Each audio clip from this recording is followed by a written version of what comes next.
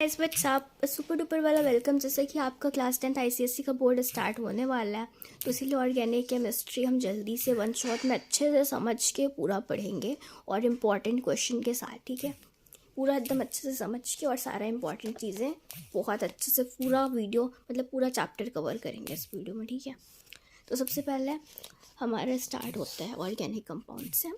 तो ये सब में कुछ भी ये सब इम्पॉर्टेंट नहीं है। ठीक है, ये सब में से कुछ भी नहीं आता है। अब यहाँ पे बात है इस रिएक्शन की, तो इसको लर्न कर लेना है। अमोनिया साइट्रेट से यूरिया बनता है, ये इम्पॉर्टेंट है, थोड़ा सा इम्पॉर्टेंट है ना, 50% इम्पॉर्टेंट है ये चीज़, तो बेटर है लर्न कर लें। और ये सब में कुछ नहीं पूछता है। ठीक है, अब आगे बढ़ता है। पेज नंबर 1 हो गया, तो ये सब उतना कुछ नहीं है। अब यहाँ से स्टार्ट करते हैं। ये जो है ना, ये जितना भी सी है, पहले इसको सी को काउंट करते हैं। तो इसके लिए सबसे पहले एक चीज़ याद होना चाहिए, एक टेबल जो यहाँ पे दिया हुआ है, ये चीज़ मिथेन।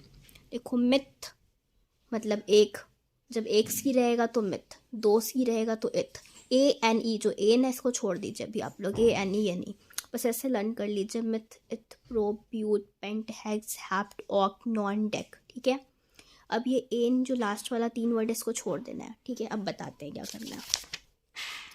ये जो यहाँ पे जैसे कि सी लिखा हुआ है ना, सी, तो कितना है, 1 2 3 4, 4 सी है। ठीक है, तो अब इसको क्या करेंगे, हमने बोला 4 के लिए ब्यूट है, तो अगर आपको 10 तक याद हो गया, डेक, इथ, मिथ, प्रोप, ब्यूट, 4 सी है तो ब्यूट लगाएंगे। ठीक है, तो यहाँ पे लिखेंगे ब्यूट।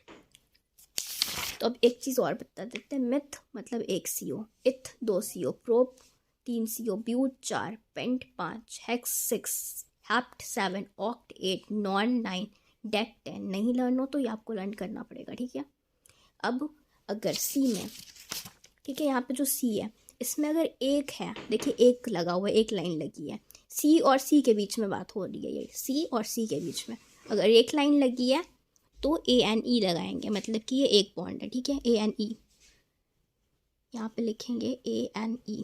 ठीक है, और अगर यहाँ पे 2 बॉन्ड होता, 2 वाला भी एग्जाम्पल मिलेगा, जैसे कि ये है, इसमें 2 है, तो पहले तो इसमें देखेंगे 1 2, कार्बन कितना है 2, तो यहाँ पे क्या लिखेंगे, इथ मतलब सॉरी मिथ मतलब 1 है, इथ मतलब 2, इथ लिख देंगे ETH। ठीक है, अब हम यहाँ पे क्या लिख देंगे, ETH, इथ तो लिख दिए, बट अब ये यहाँ पे 2 बॉन्ड है, हमने बताया था एक लाइन रहेगी, 2 लाइन है मतलब 2 बॉन्ड है, तो 2 बॉन्ड है तो क्या करेंगे, जब 2 बॉन्ड है तो ANE नहीं लिखेंगे, ENE लिखेंगे। क्या लिखेंगे, ENE। और सेम चीज़ अगर ट्रिपल बॉन्ड, मतलब कि यहाँ पे ध्यान से देखें तो यहाँ पे 3 लाइन है। ठीक है, ट्रिपल बॉन्ड है, तो यहाँ पे ANE भी नहीं लिखेंगे, ENE भी नहीं लिखेंगे, YNE लिखेंगे। ठीक है, जब 3 लाइन हो, ट्रिपल बॉन्ड हो, तो YNE लिखेंगे।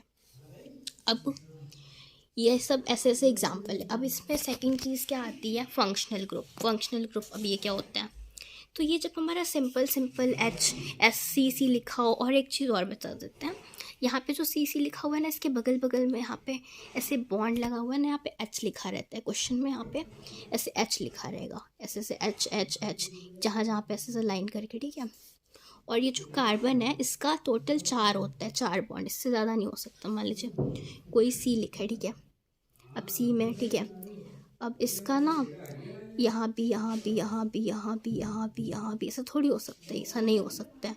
सी का केवल 4 बॉन्ड हो सकते हैं, और इसी को कहते हैं टेट्रावैलेंसी। इसकी डेफिनेशन आती है एग्जाम में, तो अभी बता देंगे। ठीक है, और 2 डेफिनेशन इसमें लर्न करना है। एक तो है कैटेनेशन, इससे MCQ में या क्वेश्चन हर बार आता है, कुछ ना कुछ ज़रूर हमेशा आता है। कैटेनेशन लर्न करना है, या तो फिलिंग द ब्लैंक्स दिया जाएगा। और दूसरा टेट्राकोवैलेंसी। ठीक है, टेट्रावैलेंसी, तो दूसरा टेट्रावैलेंसी और एक कैटेनेशन, ये दोनों डेफिनेशन लर्न करना है थ्योरी पार्ट में, ये ज़रूर से लर्न करना है। ठीक है,